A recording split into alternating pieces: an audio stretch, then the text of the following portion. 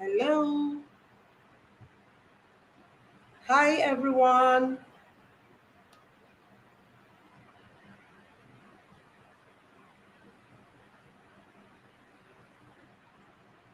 You are all welcome to this webinar. And this webinar is hosted by May Creators Team Initiative. It's a career development free class.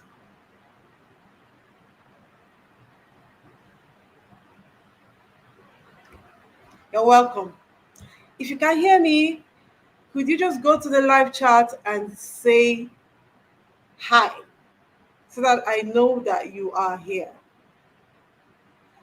If you can hear me, please go to the live chat and say hi so that I know that you can hear me.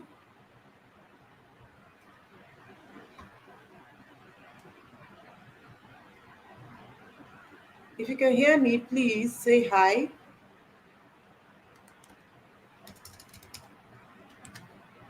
Hello.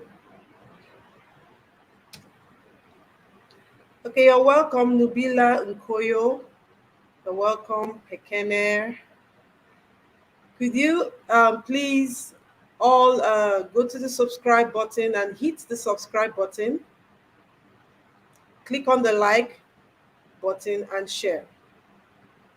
Hello, Adeoye Abosede. You're welcome to this live show. Hi, Kelechi Lele. You're welcome. I'm so excited to be on this webinar today. It promises to be a very, very exciting webinar. And if you follow us to the end, you're going to get some of my free gifts. I'm already sharing my free gifts. If you follow to the end, you can get some of my free gifts. Thank you for coming. You're welcome to this live webinar. Global Opportunities for the 21st Century Educator. If you've not subscribed, please do not hesitate to go and click on the subscribe button and also click on the like button and share.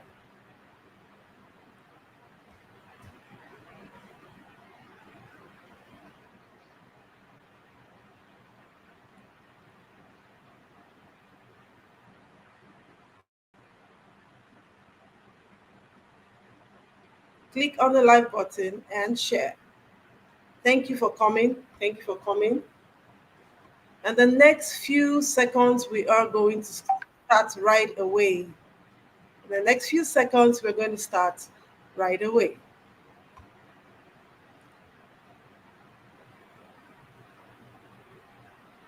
In the next few seconds, we're going to start right away.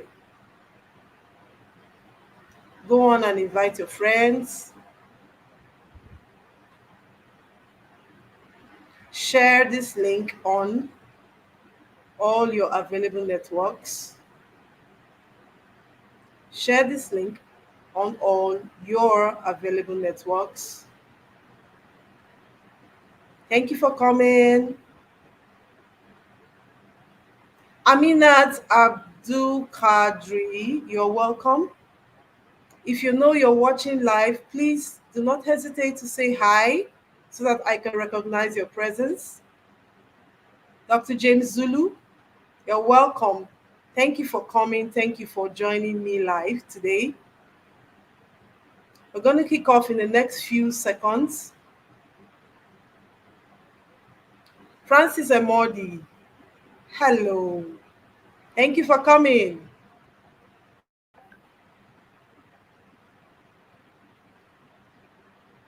Please, if you haven't subscribed to this channel, I would like you to subscribe so that you can have access to all the available and free resources that we have to offer you.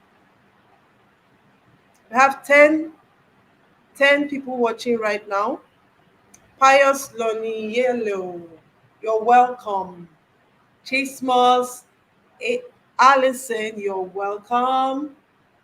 Welcome. You deserve a round of applause for visiting us today.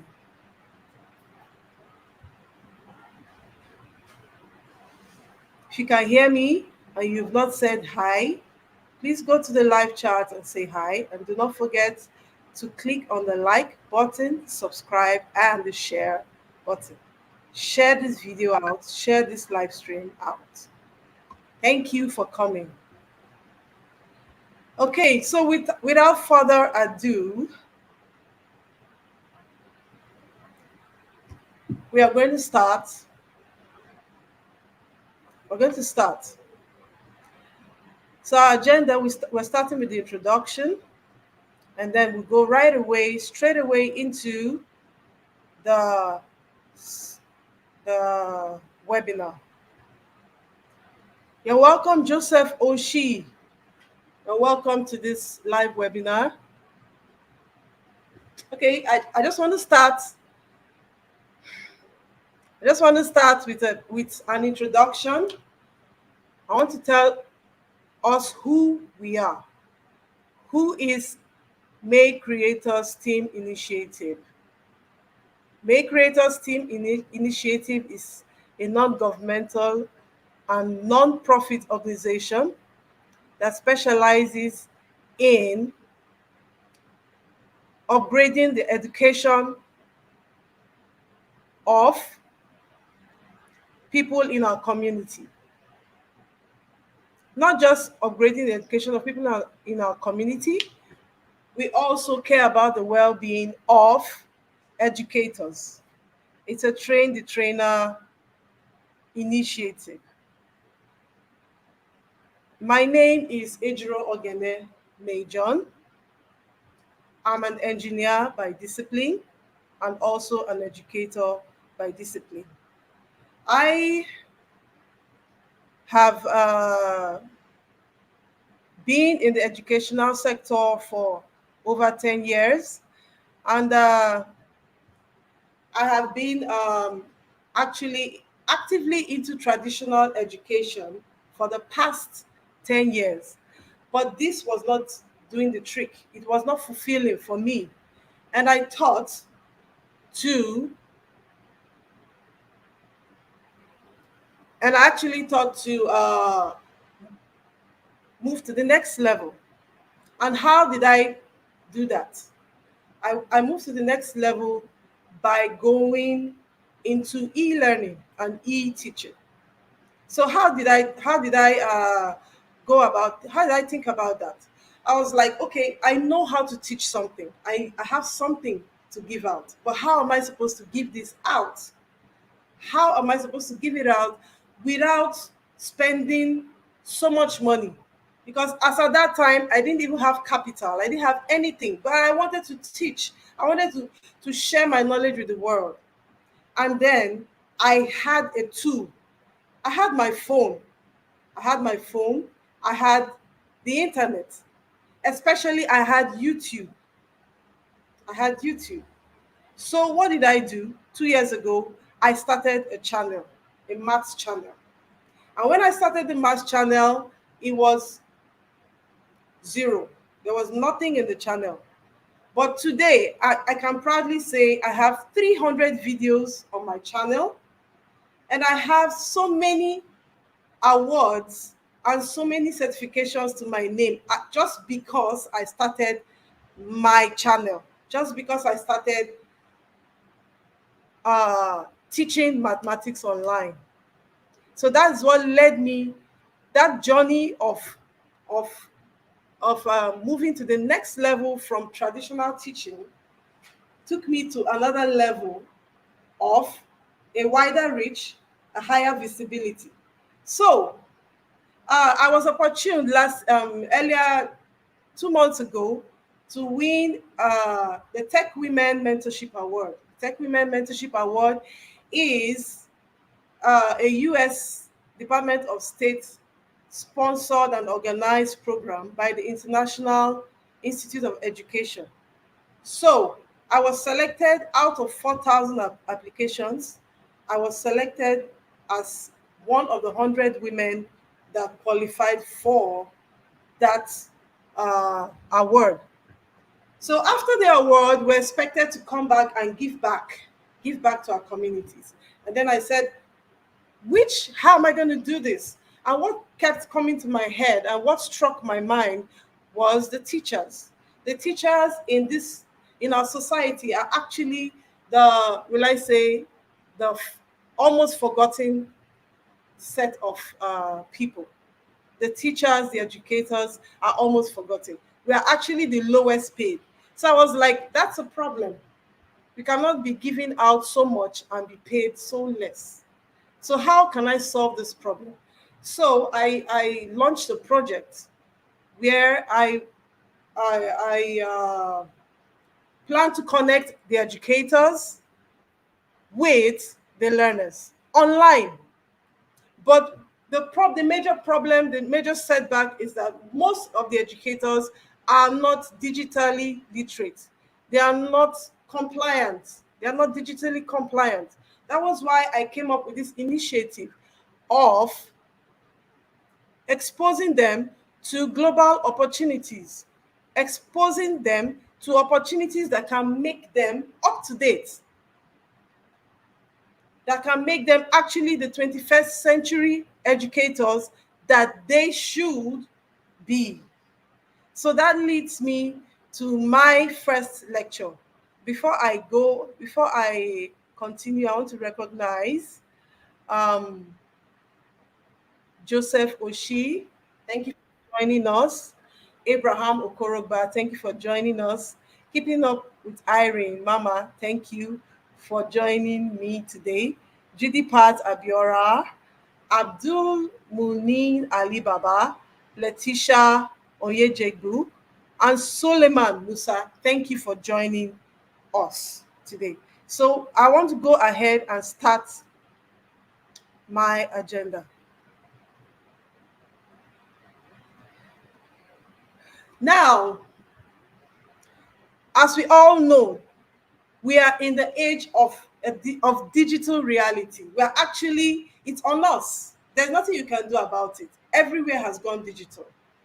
We cannot be left behind and continue to stick to our old traditional ways of educating students. You know that it's a big challenge now to even teach in school because most people are bored with the on lectures, on and on physical, the old traditional style of lecturing. But we have the digital. It's free. It's there. We use it every day. You use the internet most times to watch jokes. You use the internet to watch movies, listen to music. But do you know that this digital reality that has come on us is actually an opportunity for your growth? It's actually an opportunity for your enhanced learning experience. It's an opportunity for you to efficiently communicate that thing you know. Maybe you know how to, whatever it is you know, that you feel that you can teach somebody, even if it's just sit in front of your camera and talk and make people happy. Or you can sing, or you can motivate somebody, or you can encourage, you can counsel people in their relationship. Do you know that a lot of people have solved the problem of depression through being online? There was a time I was actually bored, lonely, and depressed, but immediately I started my YouTube channel. Immediately I discovered YouTube. The story was different. The story changed. The digital reality is actually an opportunity for us to move our skill, move our business to another level, free of charge. Now, we have, as educators, we need to develop ourselves digitally. You cannot continue to run away from oh, I can't use WhatsApp, I don't have time to learn. You cannot continue to run away because it's on us. In the next few months or years, You cannot do anything without internet, without doing anything online. We need to improve our skills. And there are so many platforms on which you can improve your skills. You could choose any of the social media platforms. You could choose Instagram, you could choose Facebook, you could choose uh, Twitter, you could choose YouTube, you could choose LinkedIn. These are all avenues for you to get visibility, which I got. You can choose one, you can choose all, and just start from somewhere. Now, virtual teaching methods. How can you teach? How can you take your skill online? Some people say, "I don't want to show my face." Okay, that's understandable. Okay, but you can speak. You can have a podcast. Some people say, "I don't want to talk. I don't want to show my face." You can use tools, AI tools, to speak for you. You could have text videos in a way that you can still bring out your skill and display your skill to the world digitally. There are so many ways you can do this.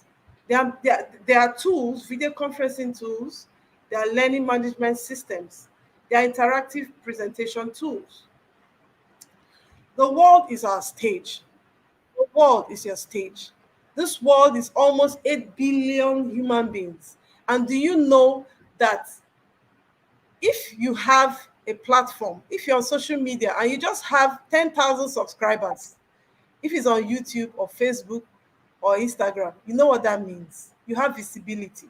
Imagine if you sell something, if you sell something and it's probably $10, and then you bought it $5. If 10,000 people buy that product from you, even if let's say out of the 10,000 subscribers, 1,000 people buy that product from you, multiply it by $5, that's $5,000 already if you play your game properly. The world is your stage. You have so many students online, you have lifelong learners, you have endless platforms where you can showcase your skill. You can monetize it by selling your skill. You can create master classes. You can have private tutoring. Some people say, oh, it's difficult to earn on YouTube, it's difficult to earn on Facebook. You might not earn on YouTube, but people are seeing you and people are approaching you to come and tutor them in that skill that you know.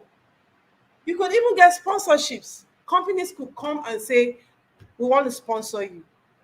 I'm telling you, most people that are monetized on the internet earn 80% of their revenue outside that platform. Outside that platform. Be inspired. The picture you see today is the Nigerian team that was represented in the Tech Women Mentorship. These are all educators, which were all made visible through the internet. We found out the opportunities through the internet. We were selected because of what we do on the internet. So I want to inspire educators today and encourage each and every one of you to embrace digital opportunities. We are sharing some links that could help you. And after this webinar, you can join the WhatsApp group where we're going to share more resources with you. And this webinar is actually an introductory webinar to introduce you to this. As time goes on, we're going to be having webinars every week or every 2 weeks to teach you and bring you more into the opportunities that are available for you as an educator. So I'm going to bring on our next speaker. Her name is Obiageli Ato. She's an engineer. She's registered with the Nigerian Society of Engineers. She's also an educator, just like me. So I'm bringing her on right now. She has something to share with us concerning cybersecurity. Thank you. Thank you. Thank you. Good evening, everyone. And once again, welcome to this webinar. As you rightly mentioned, I am an educator and I'm also an IT professional. I've been in the field of educating and in the IT field, cybersecurity computing for over 15 years, tutoring young ones, and I'd like to share my experiences with you. Today, I'll be talking briefly on the global opportunities for 21st century educator as it relates to cyber security.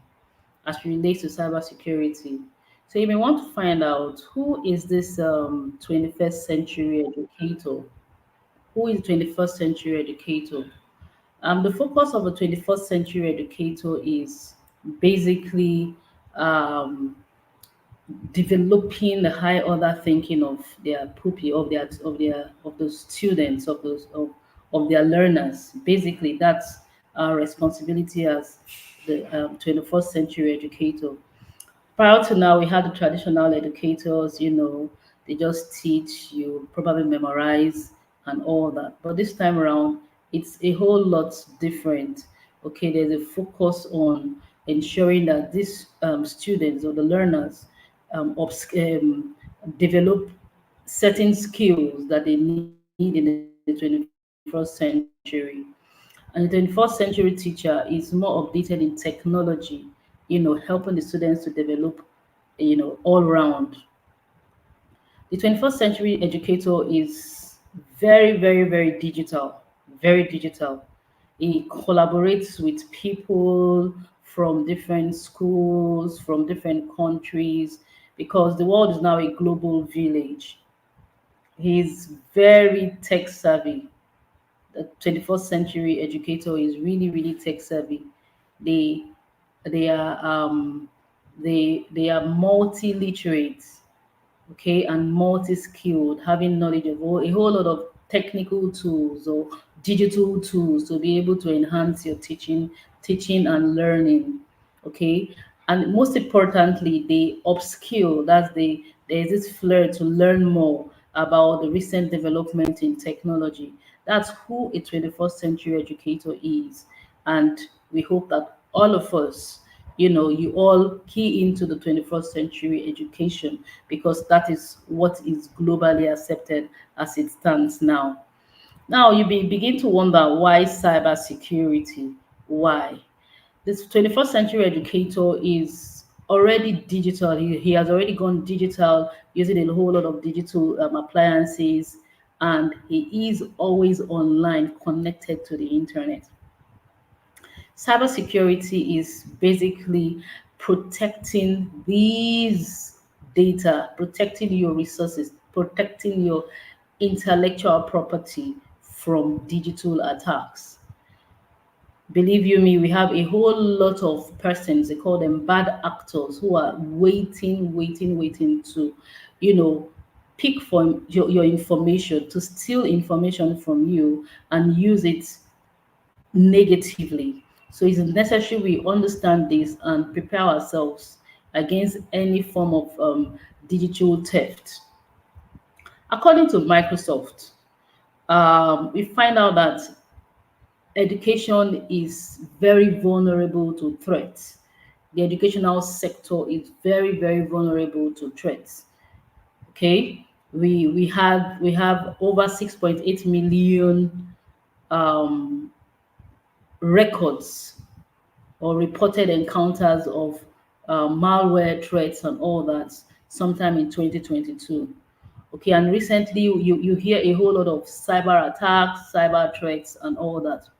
There's so much focus on the educational sector because there's a lot of information that they can take from the educational sector. You have over 1,000 schools in the US, as recorded um, by Still Health some time ago. Over 1,000 schools hit by ransomware in 2019.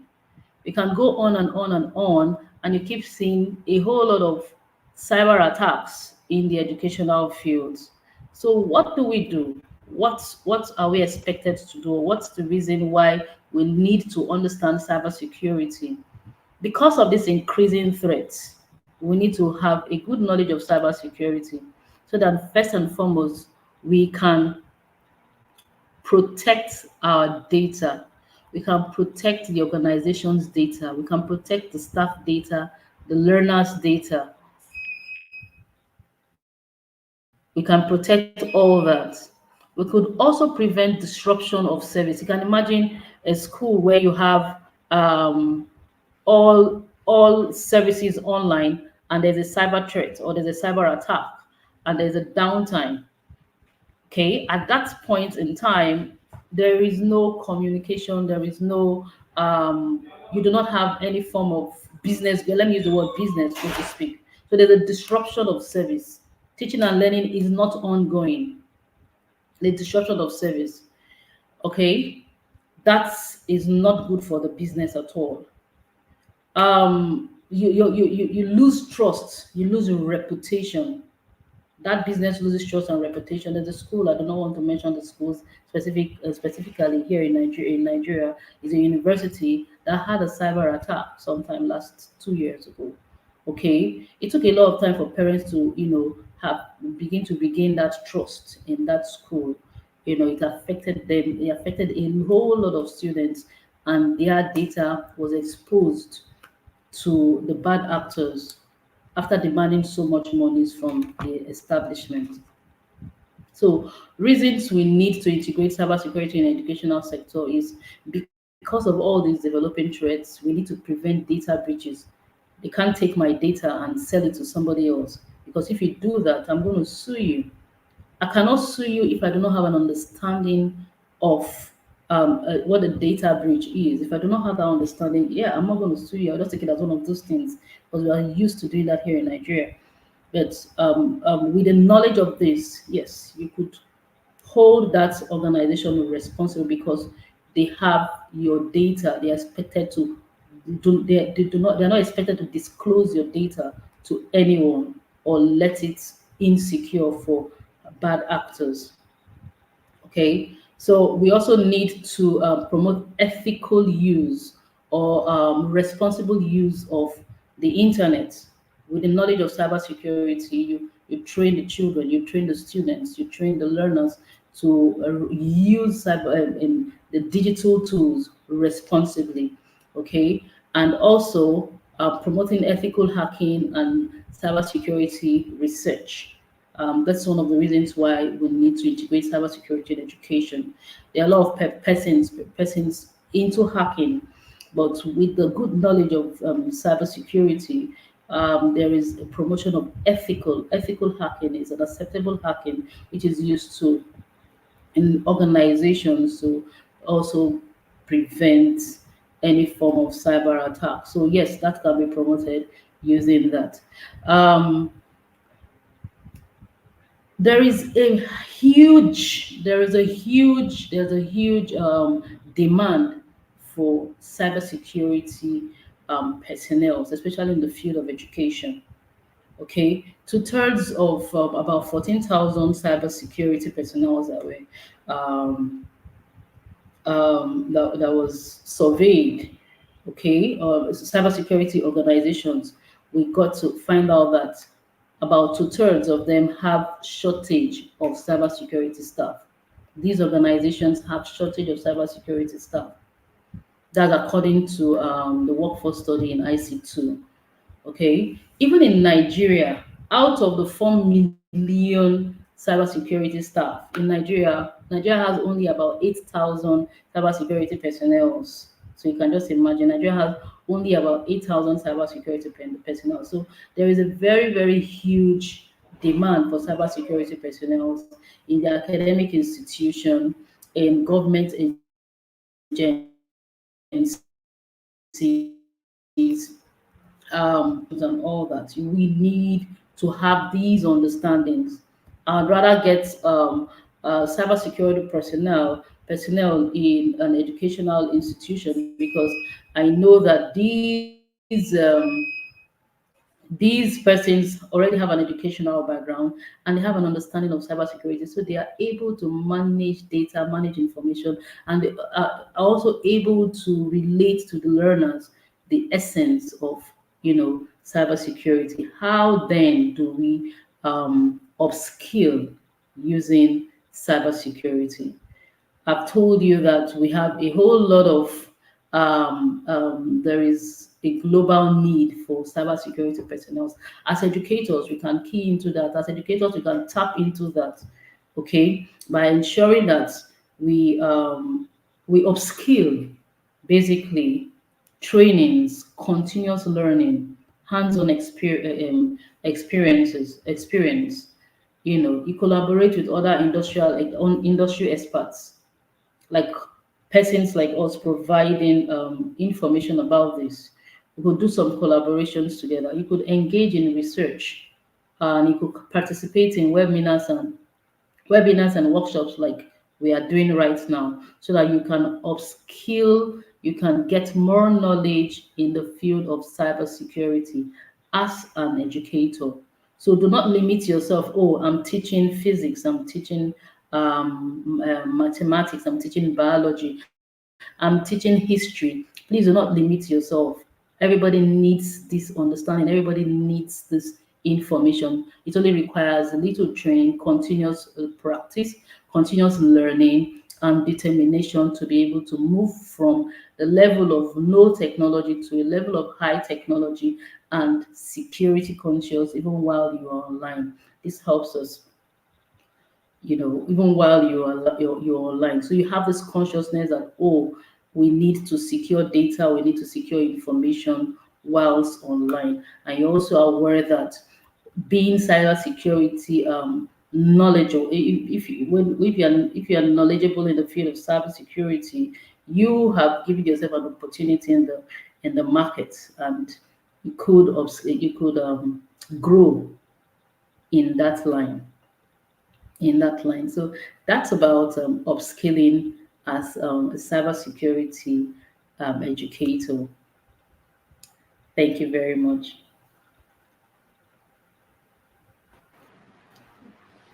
Thank you so much.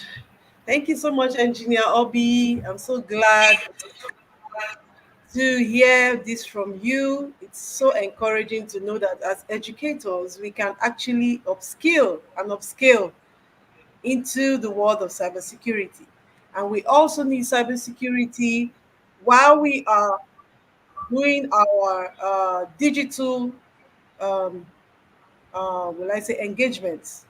While Yeah. you're going online to start that channel, to build that website, to create that app, to do something that upscales your skill as an educator, we need cybersecurity. So we'll direct our questions to you after we listen to our next speaker, uh, engineer Pekene. I don't know if you're ready.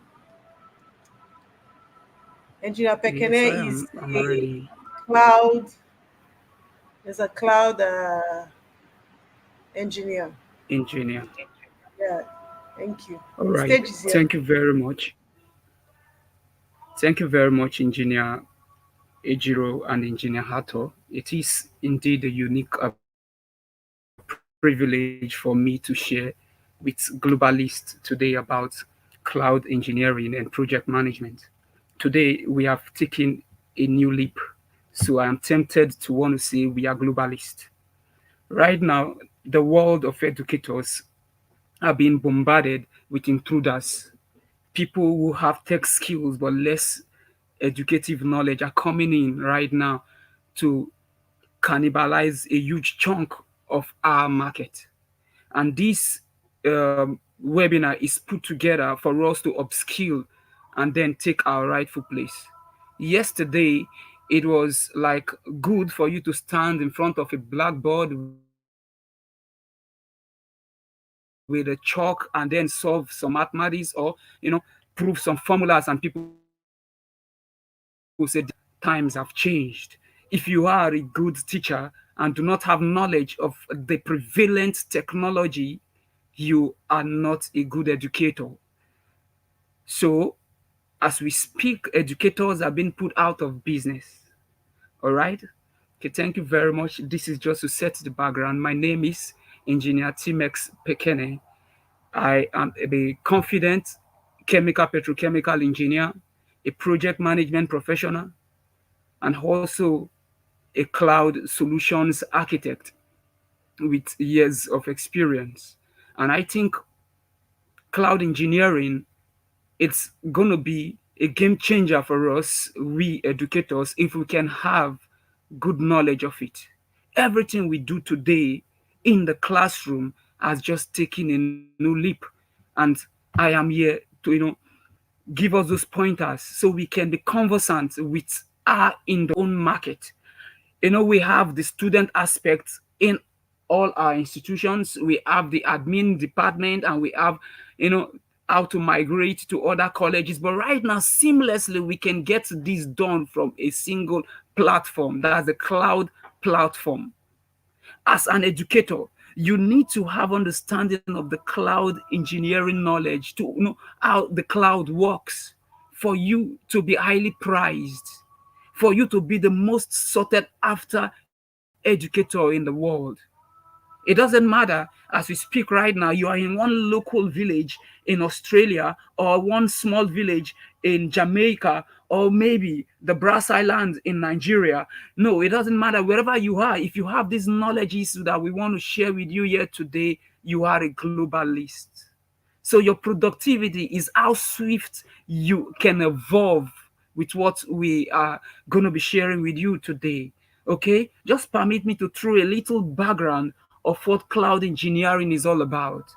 Cloud engineering is an innovative technology that has come to disrupt the everyday IT, the traditional IT that we knew. When we get into your companies, you will see the server rooms where the servers are there in stacks, just the way you use your external hard disk. That is the physical aspect of it. But right now, from a single portal, from a point, we would be able to scale up new servers. We will be able to protect our data. We'll be able to analyze our data and come up with results, at the same time deploy them to give us our desired results. So cloud engineering has come for us as educators to move to a place where we can access the whole world without struggles. And also the whole world can access us without struggle.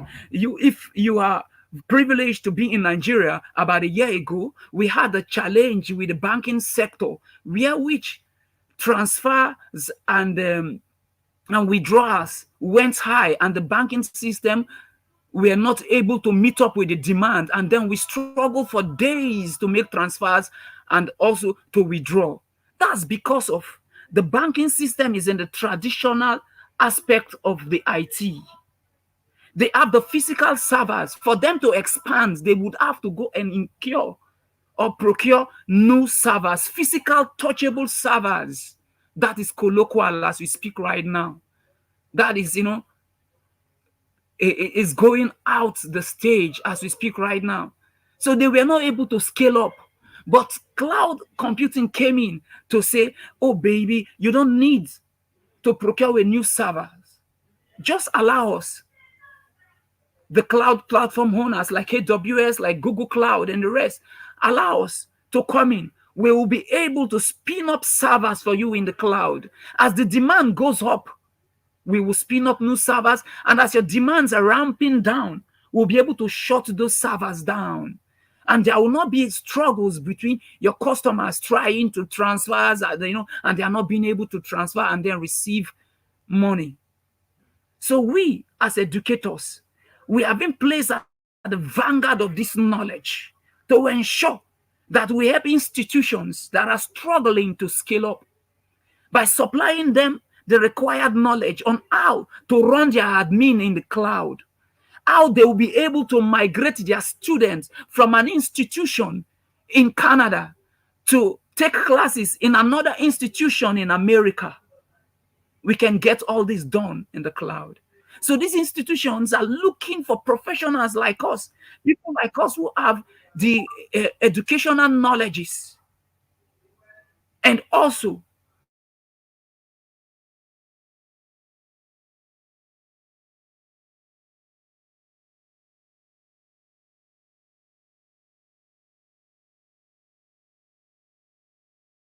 competition today. So the way we conduct admissions, the way we make presentations, the way we organize our classes and our faculties can be done in the cloud. Right now, we have a kind of statistics that is breaking in, according to markets and markets, that the industry is growing rapidly. Geometrically, the cloud industry is growing, but educators are expected to be the drivers of it. Speculatively, it's been stated that $832 billion, that's what the industry will be worth of in 2025, with 17% increase per annum. I was going through a documentary. I heard it when LinkedIn said the cloud industry is growing 30% by the year, which means cloud educators with cloud engineering skills are in a high demand. What are you going to do? What are you going to do? Would you rather remain standing in front of the blackboard with a white chalk, and then the less intelligent or less educated um, trainer would just come and put you out of business?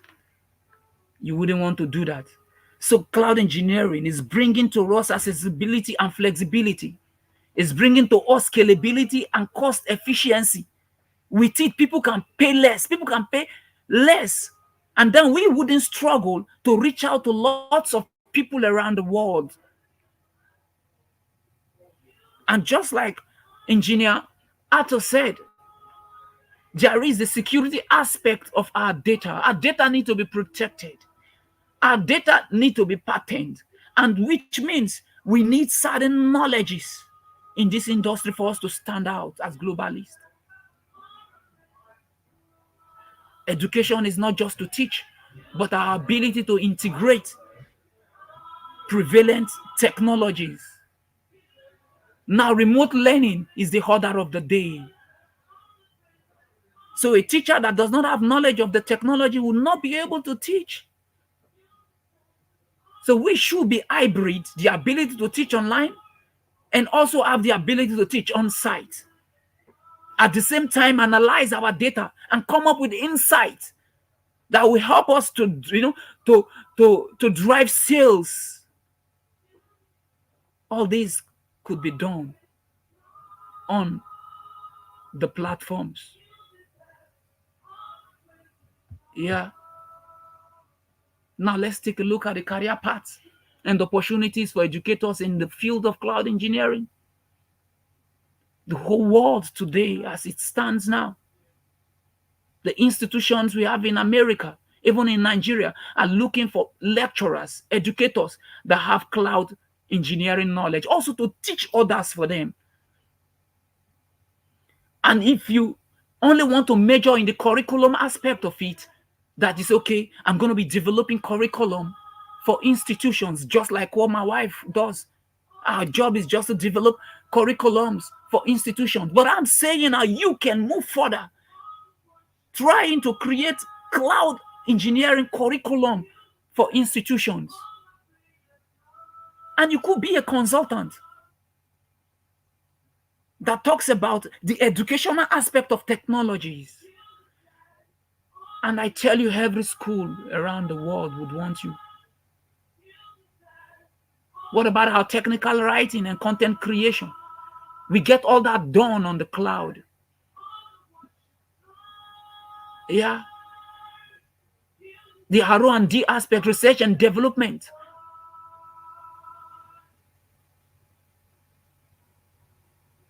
So that is about that. So if you can major, zero in one of these, you have gone global. And we are encouraged today to take a look at that. Let's move on and see what we have. Okay? And that is about it. And also in the project management area too, teachers that can organize events, teachers that can organize things and cut down cost, increase productivity are needed. Teachers that can draw a schedule, a lecturing schedule and run it. Teachers that can analyze risk. Teachers that can, look at a class or look at a young man and say, between now and the next 6 months, I would be able to bring you up to a professional standard. And this is how I intend to get it done. Educators are needed as subject matter experts in the consulting world. Education and institutional projects cannot be well run by people who do not have knowledge of how the institutions are wired. Come in as an education project manager. Come in as an author. Come in as a publisher and ensure that you are the project manager in that area. All right? That is how it is. There are lots of areas. The e-learning platforms are there for you. So I'm encouraging us to look at these two areas, the cloud engineering side and the project management aspect of it. And beautiful. Today, Engineer May has come up with this training and she has promised to give us some free trainings in this area. And she has promised to give us links where which we could go and get this free training, upgrade, upskill. It's time to work harder. It's time to reach out. It's time to go global with our local product. Our local products are needed around the world. So we need the global tools to ensure that our local products are accepted everywhere. Go global with project management. Go global in education. Go global through cloud engineering. So I leave us with that. Thank you very much. And God bless you for listening. God bless you for this time. Thank you. Thank you so much, Engineer Pekene Timex. That was very, very insightful. Like I said, when I was opportuned to go for the Tech Women Mentorship Program, there was one thing that was predominantly consistent and recurrent. They kept saying something. They said Nigerians are very intelligent. They are very intelligent. But how can we move to the next level? We're a country that's full of very intelligent, very healthy, highly resourceful people. But how can we take this skill and make it global? How can we make ourselves globalized? It's very important. Like I said, the importance of this introductory webinar is to wake up your appetite, is to increase your zeal and and to motivate you to think about moving your skill to a global level. The next training we are going to have is on AI. Um, we actually have something that I will say God, the universe has gifted us with, and that is AI. The advent of AI is like our life has been made easier in the areas of research, in the areas of content creation, in the areas of learning, in the areas of project management, in the areas of data analysis. AI has come to revolutionize the global scene. And I want you as an educator, no matter the level you are, even if you do not know how to use a phone, you can use AI. And the next speaker is going to explain to us how we can do that. So I'm going to bring on Engineer Vincent. He's actually a student, but he's so outstanding. I need to give you some of his qualifications and CVs. Actually, he has actually built a self-made drone. He's He's a student. Before he entered university, he had already built this drone. You see, when they say Nigerians are intelligent, Africans are very intelligent. I don't know why Africa should be at the bottom of the economic table with what we have. So let me give the table to him. But before I give him the floor, I want to welcome all our guests. If I've not mentioned your name, please pardon me. Oyin Okulonla, Funke Ayeni, you're welcome. Victor Onwuka, Maureen Hastrop, Zach, Justice Ewele, you're welcome here. Joy OJ, Precious Lee, thank you for coming.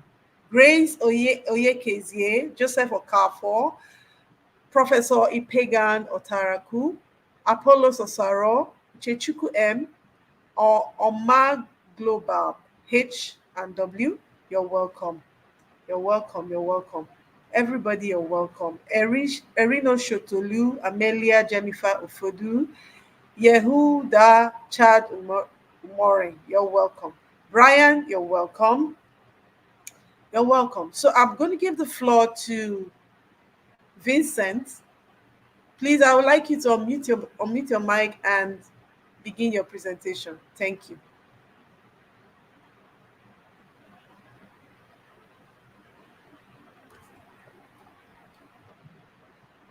All right. You can Thank you, speak. ma'am. Good evening, everyone, and thank you for having me on this program. And I'll be speaking to artificial intelligence, AI for short, and its use in terms of academic research. Sorry, Vincent, please, could you speak louder into your mic? Thank you. AI. Hello? Hello? Can you hear me? I can hear you. I can hear you. I just want you to speak louder. Thank you. Okay. All right. Okay. So I was saying I'm going to go into a brief, description of artificial intelligence, AI for short, and a little about its history, how it all started. So, AI is just a term used, to describe machines that can perform tasks that normally require human intelligence. So, we talk about that. We refer to tasks such as visual perception. We talk of speech recognition, decision making, and language translation. So, its formal history, all began in the mid 20th century. So we talk about like in the 1950s, the term artificial intelligence was coined, and pioneers like Ilan Turing laid foundational concepts. So early AI, focused on symbolic reasoning, and over the decade, it evolved through various approaches. So from expert systems to neural networks. Advances in machine learning, particularly deep learning, have fueled recent breakthroughs, so making AI integral to modern technology and the future of automation and intelligent systems. So we can actually like classify them into three categories that's based on their capabilities and limitations. So the first category will be the narrow AI. So this narrow AI is also known as the weak AI, and it refers to that is designed to perform a specific task, and it's just limited to that range of tasks. So it's most commonly used um, in various applications such as facial recognition, speech recognition, image recognition, natural language processing, and recommendation systems.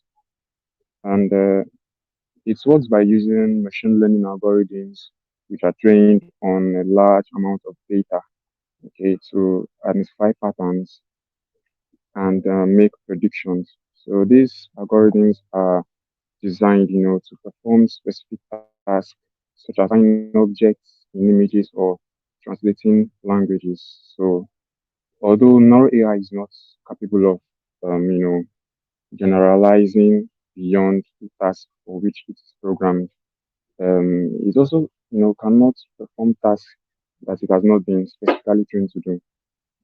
However, one of the key advantages of narrow AI is its ability to perform tasks faster and more accurately than humans.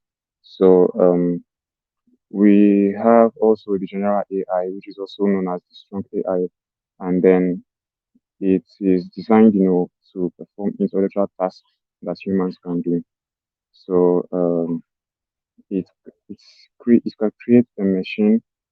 It's create a machine, that can think and learn the same way that humans do. So in terms of the role of AI in education, we have some benefits, of integrating AI in our education, in research programs. So we talk about um, improvements in personal learning. We talk about the benefits of like it helps in when we analyze data, so we can analyze vast amounts of data quickly and efficiently by identifying patterns, correlations, and trends that might not be easily seen through the traditional methods of research. So AI can also provide visual tutors that adapt to student learning patterns, offering tailored explanation uh, to like to help the students understand better. Then in terms of smart content and tools, it can be utilized to create interactive and adaptive learning materials. So this can help enhance the students' understanding of the subject being taught. It also have some benefits like efficiency and time saving factors. It can help you save time and automate tasks like literature review, data analysis.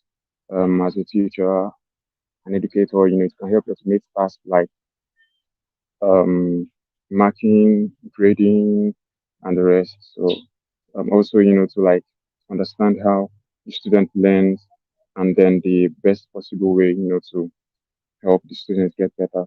And so, you also can also use it to like find relevant papers in terms of research. So it can help you find vast amounts of information on academic publications. So uh, there are also some AI tools, can use concept matching technology, to ensure that research findings align with the scope of the target journal, potentially, reducing redactions and expediting the publication processes. So overall, AI can actually significantly benefit academic research, by improving efficiency, enhancing research quality, and assisting in various aspects of the research process. So, um, in terms of data analysis, assistance in data analysis, there are some AI algorithms that can actually analyze large data sets, identify patterns, correlations and trends that might not be easily recognized by humans alone. So the adoption strategies, um, there's always need in the field of research. There is need to to improve, to be more accurate, to be more efficient. We need to now at this age, the modern age where technology changes almost everything we do. We no longer have to work harder, but actually work smarter. And so, adopting this AI into our academic research and activities, will help go a long way, you know, to revolutionize how we carry out research. And so we have strategies like education and training programs.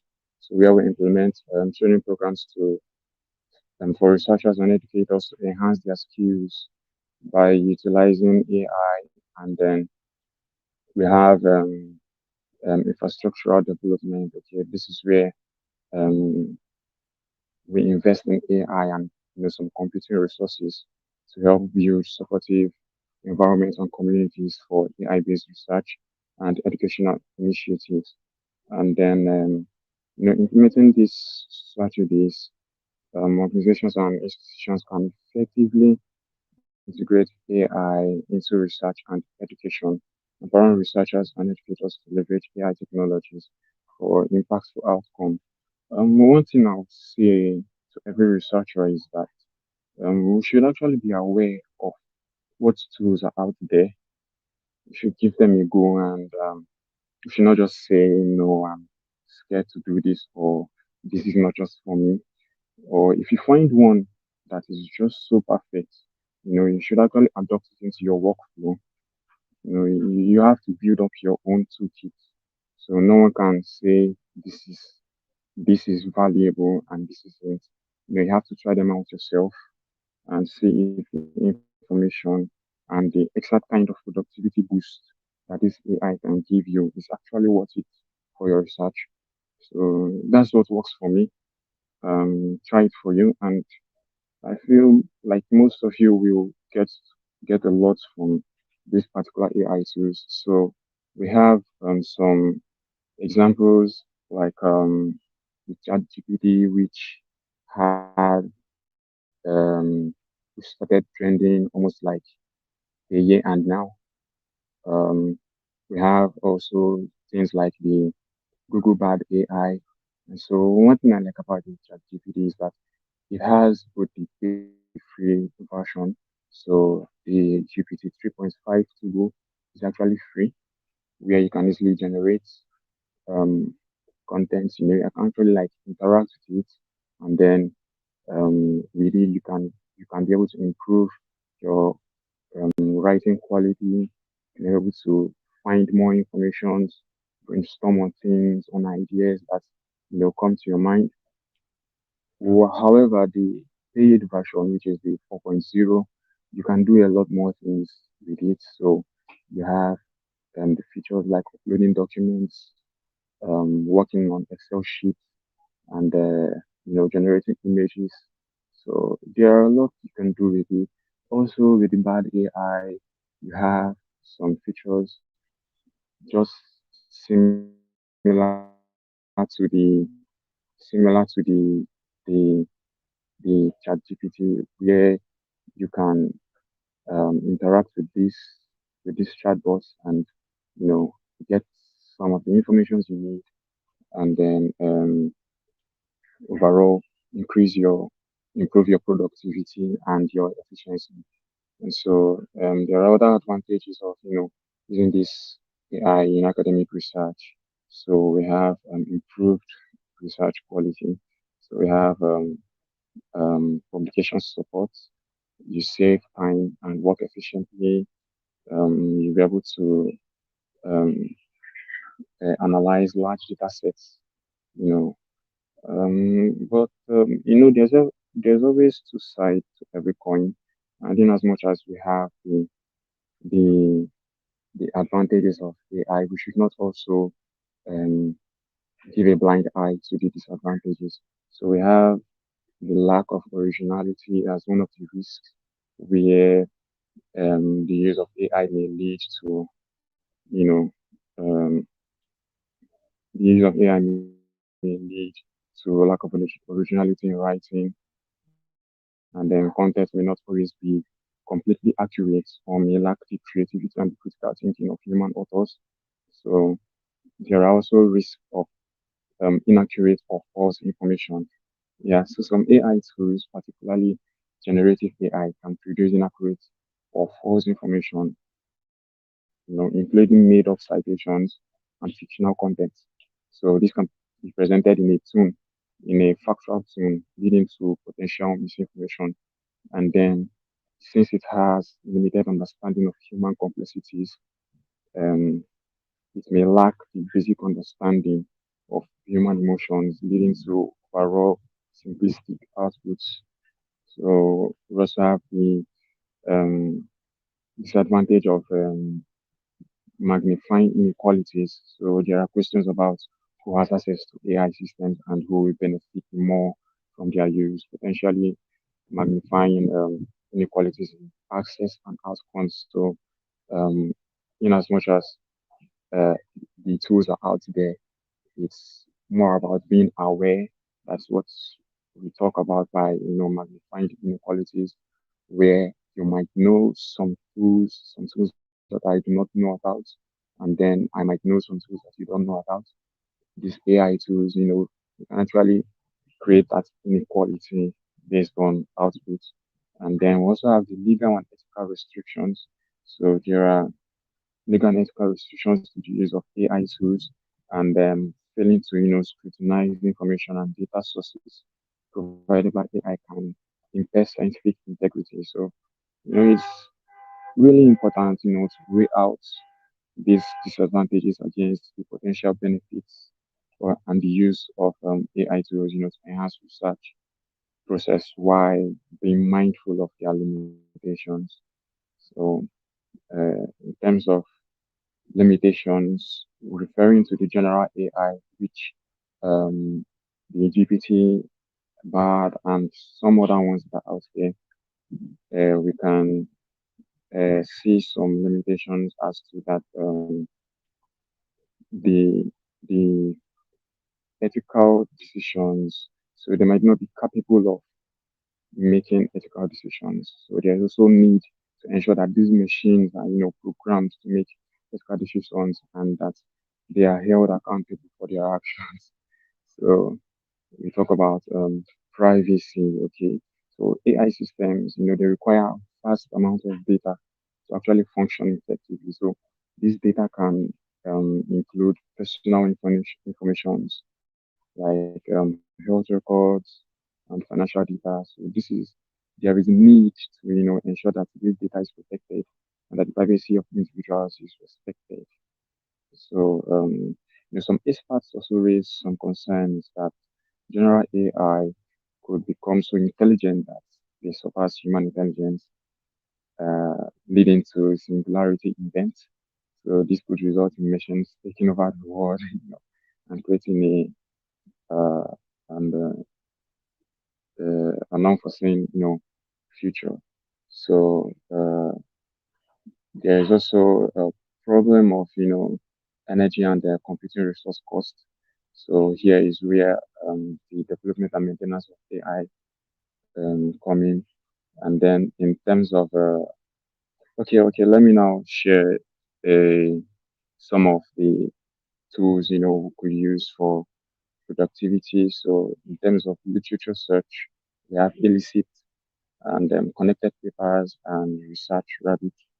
So these tools help to carry out our research and make finding information a lot easier than going the traditional method. So in terms of writing assistance, we have ChatGPT, which is widely known by now. We have WordTune and the Google Bard AI. So for grammar and paraphrasing, we have Quibot, we have PaperPal and Grammarly. There are still a few others out there. So in terms of citations, here you can easily get citations for your papers, for your whatever you're working on. We have Zotero, we have Mendeley, and Jabref. So for illustrations, images, photo generations, we have Canva, we have BioRender, and Draw.io. Then for your quantitative analysis, we have Arrow and we have SPSS and JASP. Then for quantitative analysis, we have Atlas.ti, we have InVivo and Otter. And for just general productivity, we have Trello, we have Notion, and Homo Focus. So, final words I would like to, say to every researcher is we should just, as much as possible, try to be aware of these tools, their availability, and how we can actually use them and integrate them in our workflow. We should also not be afraid to, test out new ones. Um, if you are not using ChatGPT by now or Google Bard AI, I don't know the reason for that, but I think in some way you'll be missing something. So I think you should also like check out these tools, and then if they work just so perfectly for you, I think you should adopt them into your workflow. You have to build your own toolkit yourself. So there's no one that can tell you that, oh, hey, this is valuable and this is not valuable. I mean, you have to try these things out yourself and see if the informations and the extra kind of productivity boost that they provide for you can and give you is actually worth it for your research. So that is that for now. It's what works for me, and I feel you should also give it a try, and you can actually get a lot from these particular AI tools. So that is that for now. Um, over to engineering Adriel. Hi, hi, hi, hi. That was awesome. Awesome. Please, if you really, really learned something from this last presentation and all the previous presentation, please just type an applause on the chat section, on the live chat section. This was so enlightening. It's hard to believe that an upcoming engineer is speaking like this. So learned. Thank you so much, Vincent, Engineer Vincent. Thank you so, so, so much. There's so much to learn on AI. Like I said, this is an introductory webinar. We cannot even scratch the surface today. So you have to stay glued to this channel and join the WhatsApp group so that if there's any training or resource coming up, you can be the first to know about it. We shared a free AI link that you can use for your research. You can also use ChatGPT. You can use Google. Google has a little bit of AI incorporated into the searches. Then we also shared a free link where you can start to learn about cybersecurity. There are so many. I have I have like 3 or 4 links, but I just decided to share one with us today. Um, and also, we're gonna have our next training session is going to be how to gain global visibility using YouTube. Now, I chose YouTube because that is what I use, and that is what I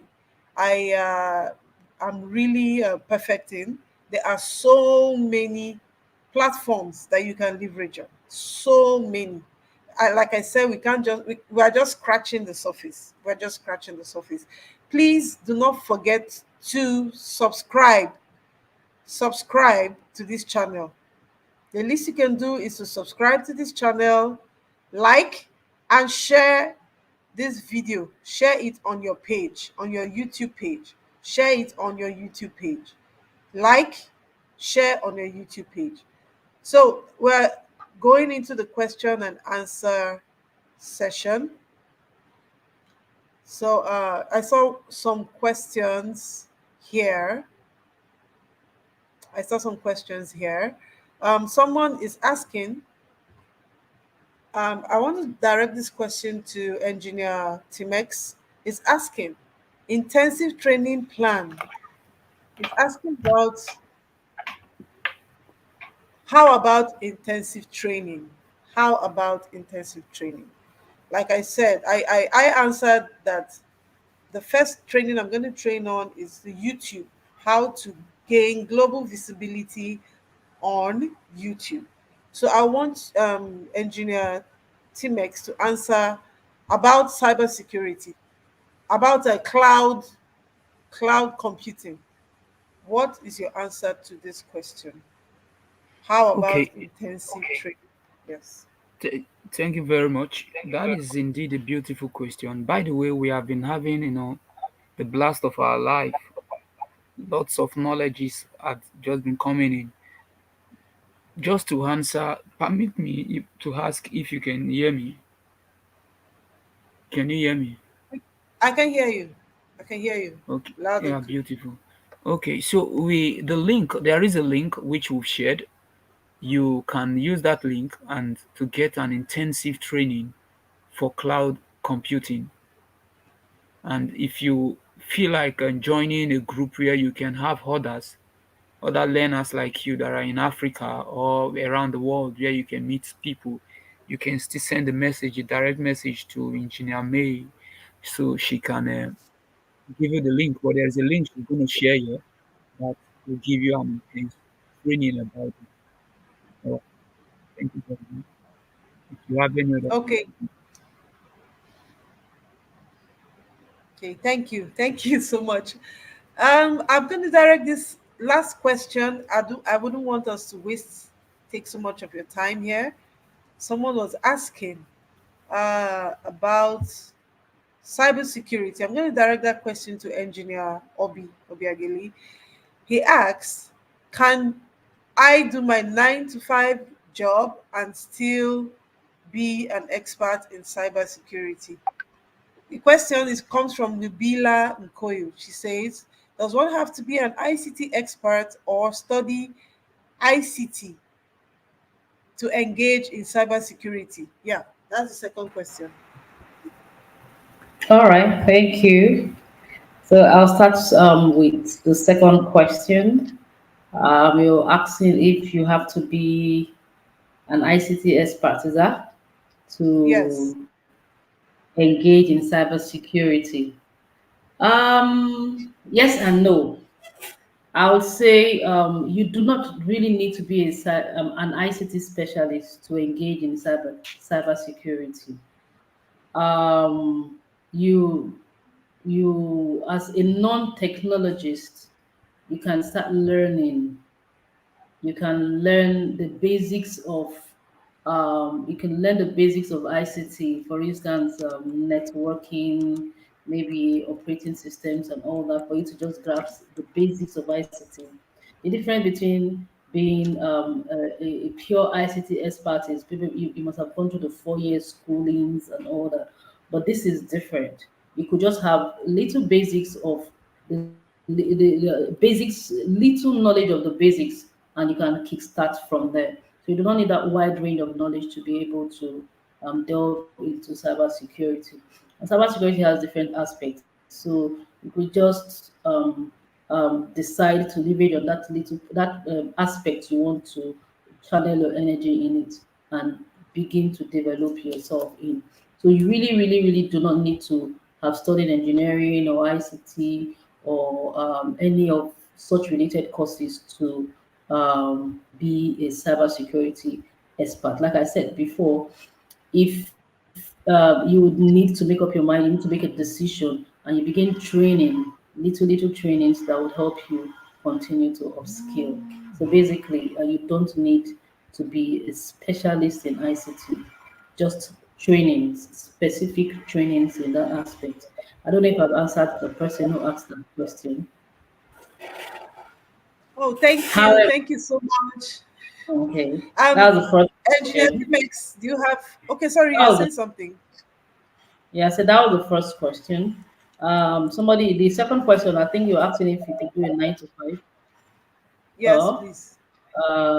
if having a 9 to 5, if you have a 9 to 5 and you can still do cybersecurity, that would engage in cybersecurity. Is that a question? Yes. Okay, fine. Yes, definitely. Yes. Yeah, you could have a 9 to 5, and if the 9 to 5 is not a cybersecurity, is not in the cybersecurity field, fine, and you have a flair for it, you have a passion for it, very well, you could always combine that to it. I use myself as an example. I have a 9 to 5 as well. I'm also a cybersecurity personnel, an expert for that matter.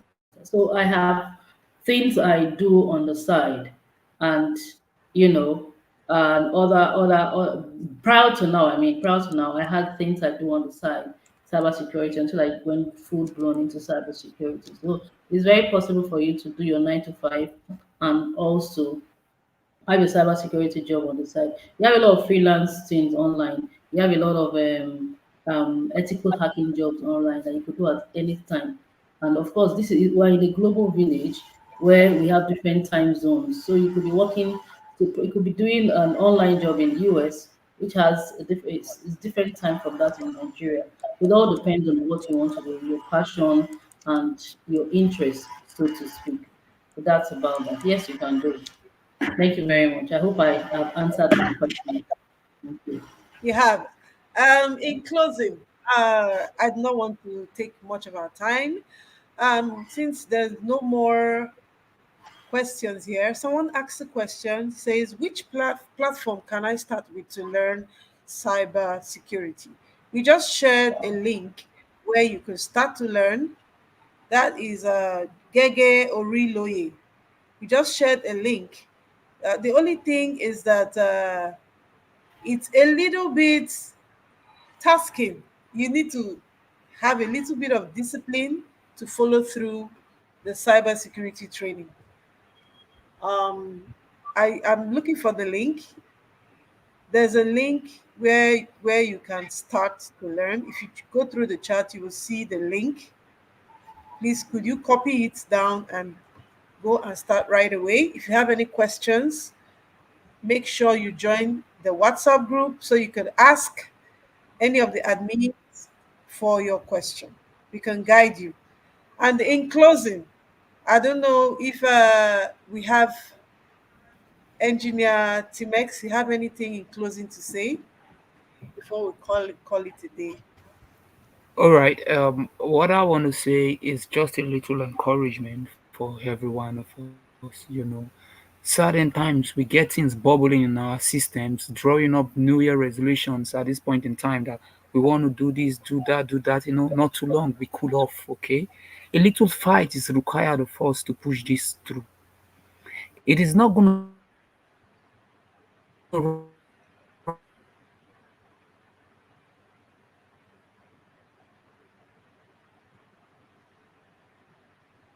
given the free links. You need to put in the effort. Okay, whatever you need to put in, come and feel, um, yeah, I'm cool now, and then you lose the fire. All right, you have to keep rekindling the fire, and as you take steps, good thing who provided you the links, the free links. Okay, we have the paid links also, but for now you've been given the free links, so go with them. Most of these free links are all you need. As for me, you can see I have a training on Udemy about cloud engineering from zero to hero, but I'm not sharing the link here because this is an empowerment session. So I wouldn't want you to say, okay, I have a deterrent. I'm not being able to know. There is no challenge. Build up your own schedule, your own study timetable. Come up with questions. Ask her, send her questions. Be in a group. Be connected. And so whenever you come up with a question, she will be able to answer it and give you a pointer. Thank you very much. Keep firing up, okay?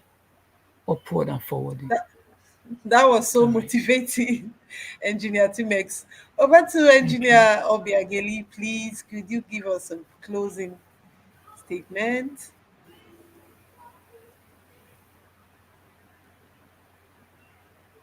Kindly unmute. Could you unmute yourself? Oh, sorry there. Okay, thank you very much, Engineer May. To all of you out there, I want to thank you for your patience listening up to now. I'd like to encourage us to be security conscious when you are online, dealing with online tools, using online tools, be very security conscious. There's a whole lot of cyber cyber attacks on online now. So we need to be very, very security conscious. Train yourself, join the webinars as to when you are given when it's scheduled, so that you can gain more knowledge on how to use security tools to guard yourself and to empower yourself as an individual and also as an educator. Compliments of the season once again. Thank you. Thank you so much. Thank you so much. I'm afraid Engineer Vincent could not join us. He was experiencing some network challenges, but he had so much to say. Although he was not very audible, but we're able to gather one or two things from his presentation, which was very, very insightful. We are going to be here again, so you have to be connect. You have to stay connected to this channel. Make sure you subscribe to this channel. A WhatsApp group was created, and that WhatsApp group is a powerhouse of educationists, global 21st century educationists. It's like a powerhouse of teachers. When teachers are gathered together, there's so much flowing, there's so much ideas coming together. So make sure you join the WhatsApp group. If we have resources, we'll share. There are a lot of resources, a lot of grants are going to be shared there, a lot of scholarship opportunities, free training resources, free AI resources. A lot of things are going to be shared. So it's up to you to stay connected to this and be a part of this and leverage on this. And I will call it a day here today. And please, if you have not subscribed, do not forget, do not hesitate to just click on the subscribe button. You could also support this channel by joining the channel. You could send us a gift, a anything you can do to support this channel, to keep this channel running. You can do it. You could also share. If you are on YouTube, just click on share and it shares on your page. So I want to wish us a splendid yuletide season, and I wish us the best in all blessings that come with this season. And let's not forget the reason for the season, which is Jesus Christ, who was born this period for a reason. I want to say thank you for honoring us. Thank you for listening to us till this time. I hope you benefit from the gifts we have shared. More gifts are coming so long as you stay connected to us. Thank you for being here with us. And we will see you in the nearest future. We'll have another training for you to benefit from. Thank you so much, Engineer Obi. Thank you so much, Engineer Timex. Thank you, Engineer Vincent. It was so nice talking with you. Thank you, some of our participants that I did not mention. If I didn't mention your name, please forgive me. Engineer Henry Unuigbe, thank you for coming. Victory Pekene, thank you so much. Francis Emodi and everyone that stayed till the end of this. Oyechi Wariboko, Nkiruka Egbule, Yemi Braid, and so many others that didn't even say hi on the chat. I know you are watching. Thank you so much. God bless you and have a lovely time. Bye. Thank you. Uh, Thank you.